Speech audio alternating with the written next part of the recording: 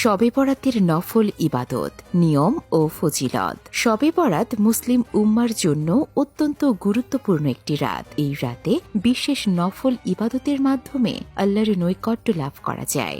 নফল নামাজ আদায়ের নিয়ম। ১. নিয়ত। প্রথমে আল্লাহর সন্তুষ্টির উদ্দেশ্যে 12 রাকাত নফল নামাজ আদায়ের নিয়ত করুন। মনে মনে এই সংকল্প করুন যে আপনি আল্লাহর সন্তুষ্টির জন্য এই নামাজ পড়ছেন। ২. প্রথম রাকাত আল্লাহু আকবার বলে তাকবীরে তাহরিমা বাঁধুন। এরপর ছানা পড়ুন, সুবহানাকাল্লাহুম্মা। এরপর সূরা ফাতিহা পড়ুন। তারপর সূরা ইখলাস অর্থাৎ কুল হুয়া আল্লাহু আহাদ এই সূরাটি পড়ুন। এরপর রুকু ও সিজদা করুন। ৩ নম্বর দ্বিতীয় রাকাত বিসমিল্লাহির রহমানির রহিম বলে সূরা ফাতিহা পড়ুন। সূরা ইখলাস, কুল হু আল্লাহু আহাদ এই সূরা পড়ুন। তারপর রুকু ও সিজদা করুন। এরপর আত্তাহিয়াতু, দুরুদ ও দোয়া পড়ুন। এরপর সালাম ফেরান। ৪ নম্বর পরবর্তী রাকাতগুলো।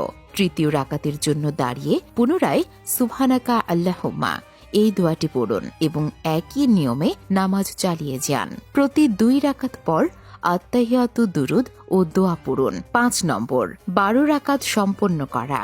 এভাবে ৬টি সালামের মাধ্যমে ১২ রাকাত নফল নামাজ সম্পন্ন করুন। ৬. দোয়া ও জিকির। নামাজ শেষে বসে থেকেই ১০০ বার সুবহানাল্লাহি ওয়ালহামদুলিল্লাহি ওয়া লা ইলাহা ইল্লাল্লাহু আল্লাহু আকবার এবং ১০০ বার আস্তাগফিরুল্লাহ পাঠ করুন। ৭. দুরুদ পাঠ। এরপর যে কোনো দুরুদ শরীফ যেমন সাল্লাল্লাহু আলাইহি ওয়াসাল্লাম ১০০ বার পাঠ করুন। ৮. মোনাজাত। সবশেষে আল্লাহর দরবারে মোনাজাত করে আপনার প্রয়োজন ও ইচ্ছার কথা জানান। এই রাতে আল্লাহ তাআলা বান্দাদের দোয়া কবুল করে থাকেন। শবে বরাতের ফজিলত। শবে বরাত আল্লাহ তাআলার এক বিশেষ অনুগ্রহ। এই রাতে ইবাদত বন্দেগী করার মাধ্যমে আল্লাহর রহমত ও বরকত লাভ করা যায়।